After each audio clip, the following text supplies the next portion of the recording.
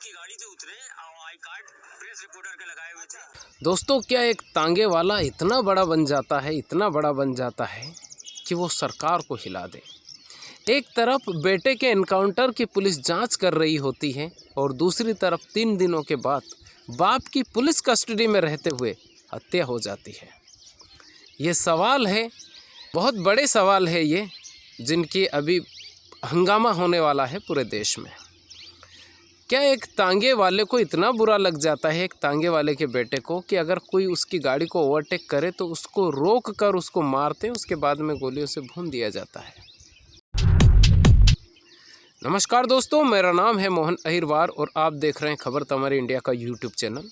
दोस्तों, चैनल पर पहली बार आए, चैनल को सब्सक्राइब जरूर कर लीजिएगा और बेल आइकन को ज़रूर प्रेस कर दीजिएगा, जिससे कि आने वाले हर वीडियो हमारे आपको मिलते रहें।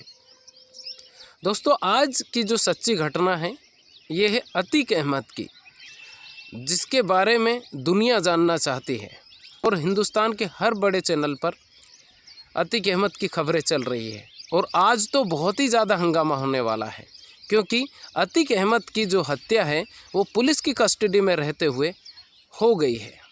लेकिन ये शुरुआत कहाँ से हुई, अतीक अहमद इतना बड़ा बना कैसे? दोस्तों, इलाहाबाद में एक तांगे वाला था जिसका नाम था फिरोज़ अहमद।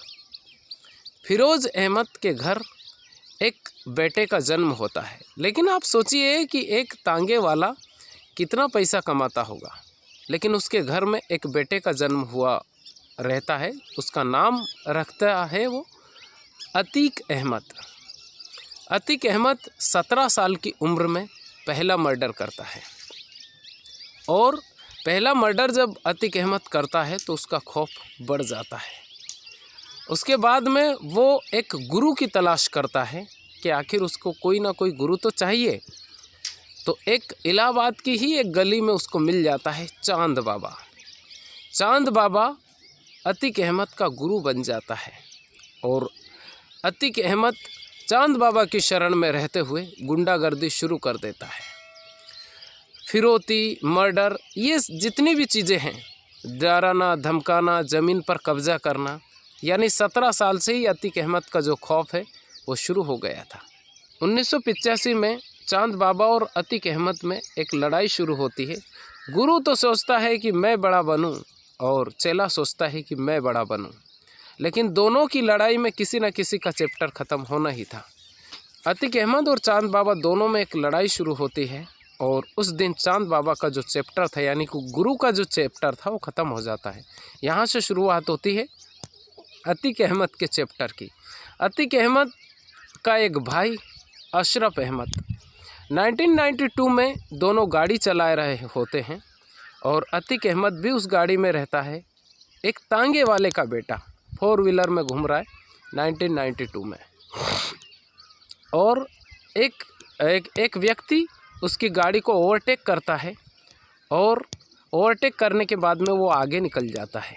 लेकिन अशरफ और अतीक अहमद को अच्छा नहीं लगता है। ये बात जब उसको अच्छी नहीं लगती है तो वो गाड़ी को ओवरटेक करता है, उस व्यक्ति की गाड़ी को रोकता है। रोकने के बाद में उसको गाड़ी से उतारते हैं, फिर मारते हैं, पीटते हैं, उसके बाद में उसको गोलियों से भून देते हैं। यानी उस व्यक्ति की का जो चैप्टर है वो हमेशा के लिए ख़त्म कर देते हैं। अतीक अहमद का जो खौफ है वो बढ़ता जाता है। एक दिन 2.5 मिनट के अंदर 250 फायर होते हैं और आसपास के इलाके में अतीक अहमद और अशरफ अहमद का खौफ बढ़ता जाता है। दोस्तों, ये सारी चीज़ें चल ही रही थी कि ज़मीन पे कब्ज़ा करना, बिल्डरों को डराना, ये सारी चीज़ें अतीक अहमद के अंतर्गत ही आ रही थी। जो उसके खिलाफ़ बोलता उसका वो मुंह हमेशा के लिए बंद कर देता था। 101 केस अतीक अहमद के ऊपर दर्ज थे। लेकिन जब जब अतीक अहमद के मन में आता है कि अब मुझे विधायक बनना है, तो 1992 के आसपास उसको विधायक का टिकट मिल जाता है। 5 बार विधायक रहता है अतीक अहमद, नेता बन जाता है। नेता की शरण में, यानी अतीक अहमद की शरण में रहते हुए उसके कई गुर्गे बन जाते हैं।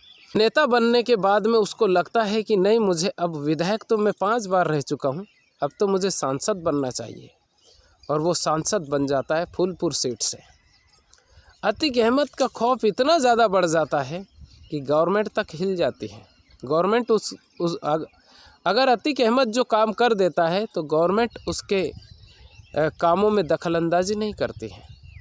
इतना ज़्यादा खौफ अतीक अहमद का हो जाता है। लेकिन साल 2005 में बीएसपी के एक विधायक थे राजू पाल और अतीक अहमद आमने सामने चुनाव लड़ते हैं, और चुनाव राजू पाल जीत जाता है। किसी भी तरह से ये नहीं लग रहा था कि राजू पाल विधायक बन जाएगा, लेकिन बीएसपी का वर्चस्व उस वक्त आया था, मायावती का उस वक्त वर्चस्व बहुत अच्छा था, तो राजू पाल जीत जाता है और अतीक अहमद हार जाता है। यहाँ से एक नए चैप्टर की शुरुआत होती है। अतीक अहमद को बिल्कुल भी अच्छा नहीं लगता है कि राजू पाल विधायक बन गया। राजू पाल का चैप्टर ख़त्म करने के लिए अतीक अहमद पूरे तरीके से प्लानिंग करता है, और एक दिन जब राजू पाल कहीं जा रहे होते हैं, क्योंकि वो विधायक होता है, और उनके पीछे यानी राजू पाल के पीछे कुछ शूटर्स लगते हैं और राजू पाल की हत्या कर देते हैं, और हत्या में उनके 2 लोग और शामिल होते हैं। इसमें चश्मदीद होता है उमेश पाल, जो कि एक एडवोकेट होते हैं। उमेश पाल की आंखों देखी बताया जाता है कि वो उमेश पाल जो एडवोकेट थे वो चश्मदीद थे राजू पाल हत्याकांड के। अब ये बात अतीक अहमद को अच्छी नहीं लगती है। राजू पाल की जिस वक्त हत्या होती है उस वक्त अतीक अहमद के लोगों को ये लगता है कि ये बच जाएगा, तो एक तरह से कम आधे घंटे तक फिल्मी सीन चलता है। एक टेम्पो में उसके जो राजू पाल के जो लोग होते हैं वो एक टेम्पो में उसको बिठाते हैं कि उनको लगता है कि ये ज़िंदा है, तो पीछे पीछे से गाड़ी चलती है अतीक अहमद के लोगों की, और आगे आगे चलते हैं राजू पाल के लोग, लेकिन उनको रोकते हैं और उसमें राजू पाल पर और फायरिंग होती है और उनके 2 लोग भी मारे जाते हैं। यहाँ से एक दूसरी कहानी की शुरुआत होती है, क्योंकि उमेश पाल इस केस के चश्मदीद गवाह थे। ये सारी चीज़ें चलती रहती। अतीक अहमद जेल में रहते हुए भी उसका खौफ कम नहीं होता है। उसका भाई अशरफ, और उसकी शादी होती है तो 5 बेटे होते हैं। 5 बेटों में वो भी उसी काम में लग जाते हैं, क्योंकि अतीक अहमद सांसद रह चुके थे और उनका खौफ इतना ज़्यादा था, उनके बाप का अतीक अहमद का जो खौफ इतना ज़्यादा था कि बेटे भी वही काम करने लग गए। लेकिन अतीक अहमद को ये पता था कि उमेश पाल एक चश्मदीद गवाह है राजू पाल का, जो कि राजू पाल विधायक थे बीएसपी से। तो राजू पाल का जो चश्मदीद था उसको रास्ते से कैसे हटाया जाए। तो अभी साल 2023 में उमेश पाल हत्याकांड होता है। उमेश पाल को 2 गनर भी दिए जाते हैं, और 2 गनर उनके आसपास रहते थे। उस दिन जिस दिन उमेश पाल की हत्या हुई उस दिन बहुत सारी चीज़ें होती है, लेकिन उमेश पाल मारे जाते हैं।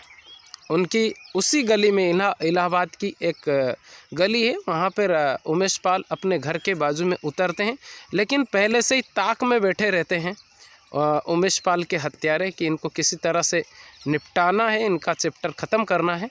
तो उमेश पाल की वहाँ पे हत्या होती है, लेकिन साथ में उनके जो 2 गनर थे, पुलिस वाले थे, उनकी भी हत्या हो जाती है, यानी वो भी मारे जाते हैं रिवर्स फायरिंग में। और जो हत्यारे थे 5 शूटर थे वो भाग जाते हैं। लेकिन यहाँ से योगी आदित्यनाथ की सरकार पूरी तरह से जागती है, और जागने के बाद में योगी आदित्यनाथ और उनके जो पुलिस वाले यानी प्रशासन के जो लोग हैं वो एक तरह से लगते हैं कि ये कौन है शूटर जिन्होंने उमेश पाल की हत्या की है। पता लगाया जाता है कि उमेश पाल राजू पाल हत्याकांड के चश्मदीद गवाह थे, और कहीं ना कहीं इसमें अतीक अहमद का हाथ हो सकता है। जैसे जैसे सीसीटीवी फुटेज सामने आते हैं उसमें मेन जो मुखिया होता है शूटरों का, और उसका नाम आता है असद अहमद, और असद अहमद अतीक अहमद का सबसे छोटा बेटा होता है। यहाँ से चीज़ें शुरू होती है। यहाँ पे इसमें ये भी सामने आता है कि जो अतीक अहमद की जो बीवी है शाइस्ता परवीन, उसने शरण दी थी इन सभी शूटरों को। प्लानिंग उसके घर पर ही हुई थी। ये सारी चीज़ें मीडिया में भी चल रही होती हैं, लेकिन असद अहमद, गुलाम और भी 3 लोग और थे, वो पकड़े नहीं जाते हैं। कुछ दिनों के बाद ही 2 शूटर की एनकाउंटर में हत्या हो जाती है। यानी कि एनकाउंटर यहाँ से, एनकाउंटर तो पहले भी हुए हैं, ऐसा नहीं कि एनकाउंटर अभी शुरू हुए हैं, इससे पहले भी एनकाउंटर हुए हैं। मुंबई में जो पहला डॉन था मन्या सुरवे का सबसे पहले एनकाउंटर हुआ था, जिसे बोलते हैं मुठभेड़ में मारे जाना, यानी कि एनकाउंटर में मारे जाना। तो मन्या सुरवे जो देश का पहला एनकाउंटर हुआ था वो मन्या सुरवे का हुआ था मुंबई में। तो यानी पहले भी होते रहे एनकाउंटर, तो लेकिन सवाल क्यों उठ रहे हैं? ये सवाल का सबसे बड़ा ये है कि अतीक अहमद जो कि यूपी का डॉन था, उसके बेटे का एनकाउंटर होता है 13 अप्रैल को। 13 अप्रैल को इलाहाबाद की एक कोर्ट में पेशी चल रही होती है, और वहाँ पे बहुत सारे व्हाट्सएप मैसेज नोटिफिकेशन आते हैं। उसमें एक नोटिफिकेशन अतीक अहमद के करीबी के पास भी आता है कि एक एनकाउंटर हुआ है झांसी में, और एनकाउंटर हुआ है असद अहमद का। वहाँ पे अतीक अहमद को बताया जाता है, क्योंकि दोनों भाई अशरफ अहमद और अतीक अहमद दोनों साथ में होते हैं, तो अतीक अहमद को वो नोटिफिकेशन बताया जाता है कि असद अहमद का एनकाउंटर हो गया। उसके साथ में जो शूटर था गुलाम, उसका भी एनकाउंटर हो जाता है। तो अतीक अहमद वहाँ पे बैठे बैठे उसी अदालत में रोने लगता है कि अब चैप्टर ख़त्म होने वाला है। उसको ऐसा लग जाता है, तो वहाँ पे उसको ऐसा लगता है कि अब चैप्टर ख़त्म होने वाला है। असद अहमद और गुलाम का जो एनकाउंटर होता है, उस पर अभी 3 दिन पहले ही बहुत सारे सवाल उठ रहे थे कि दोनों तरफ से गाड़ियां आ रही थी, एक तरफ रास्ता ही बंद है तो दूसरी तरफ से गाड़ी कैसे आई। असद अहमद और गुलाम जिस गाड़ी पर बैठे हुए थे, जहां एनकाउंटर होता है वहां पे चाबी भी नहीं मिलती है। जो क्राइम तक के जो मेन रिपोर्टर हैं शम्स ताहिर खान, उनकी एक रिपोर्ट मैंने देखी, उसमें ये बताया जा रहा है कि वहाँ पे धूल मिट्टी था, पगडंडी थी, और लगभग 20 मिनट तक गाड़ी चली। तो गाड़ी के जो पहिए हैं वो धूल से लिपटे हुए होना चाहिए, क्योंकि ये केस प्रॉपर्टी है गाड़ी।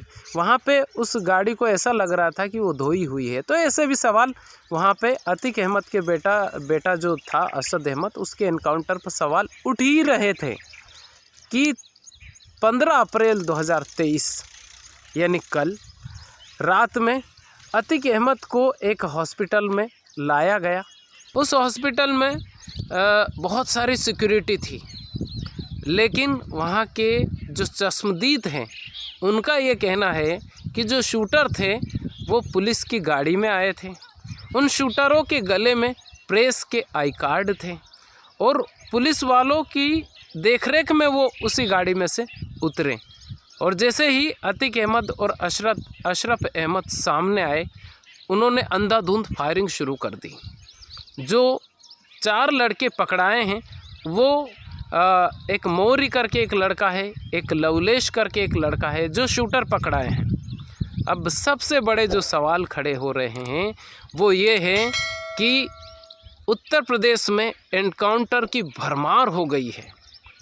एनकाउंटर हुए वो ठीक है, लेकिन पुलिस की कस्टडी में रहते हुए शूटर हत्या कर रहे हैं। यानी कि जो मरने वाला शख्स था वो पुलिस की कस्टडी में था और पुलिस कुछ नहीं कर पाई।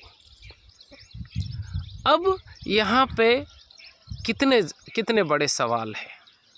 एक इतना बड़ा डॉन, एक इतना बड़ा भूमाफिया, ठीक है जो भी चीज़ें थी वो ठीक है, लेकिन वो पुलिस की कस्टडी में था। लोगों का यह कहना है कि सज़ा मिलनी चाहिए थी, चाहे उसको फांसी दे देते, लेकिन वो हमारी न्यायपालिका देती, हमारा कोर्ट देता।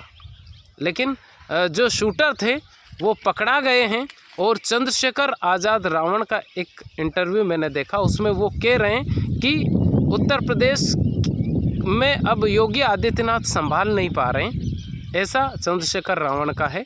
और उत्तर प्रदेश में राष्ट्रपति शासन जितना जल्दी हो सके वो लागू होना चाहिए।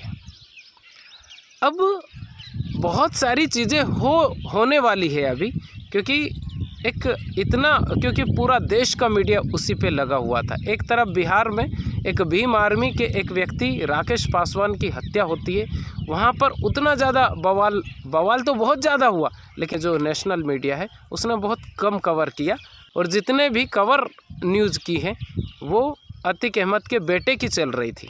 एक तरफ बेटे का एनकाउंटर होता है, दूसरी तरफ बाप की पुलिस की कस्टडी में रहते हुए हत्या हो जाती है। ये प्रशासन पर भी सवाल है कि पुलिस की कस्टडी में रहते हुए ये सब चीज़ें, और हाई सिक्योरिटी थी वहाँ पे, ऐसा नहीं कि नॉर्मल सिक्योरिटी, क्योंकि वो बहुत बड़ा डॉन था और उसकी हत्या हो जाती है। लोग कह रहे हैं क्या यही राम राज्य है जिसका मुद्दा बनाया जाता है, तो लोग बोल रहे हैं कि क्या यही राम राज्य है। चंद्रशेखर आज़ाद रावण का जो कहना है वो कितना सही है, आप हमें कमेंट करके ज़रूर बताइए। क्योंकि जितनी भी चीज़ें हुई है अभी 1 महीने के अंदर, वो बहुत एक तरह से भयावह है। लोग ये कह रहे हैं कि अब डर लगता है। तो ये कहानी थी अतीक अहमद की, अतीक अहमद के बनने की। आखिर अतीक अहमद का इतना बड़ा जो खौफ था वो कैसे हुआ था, क्योंकि अतीक अहमद 5 बार विधायक रहा और 1 बार सांसद रहा। उसके साथ में अशरफ अहमद जो उसका भाई था वो भी मारा गया। तो ये एक ऐसी कहानी है जिसके ऊपर बहुत सारा सवाल अभी उठने वाले हैं। और अभी उत्तर प्रदेश गवर्नमेंट के ऊपर राष्ट्रपति शासन की मांग की जा रही है। 14 अप्रैल अभी बाबा साहब की जयंती के ऊपर एक व्यक्ति का कत्ल हो जाता है बिहार में, राकेश पासवान करके एक व्यक्ति का। तो ये इतनी सारी चीज़ें अभी देश में चल रही है। ये कहानी आपको कैसे लगी आप कमेंट करके ज़रूर बताइए। चैनल पर पहली बार है, चैनल को सब्सक्राइब जरूर कर लीजिएगा। खुश रहिए, अपने माता पिता का ख्याल रखिए। बहुत बहुत धन्यवाद आपका।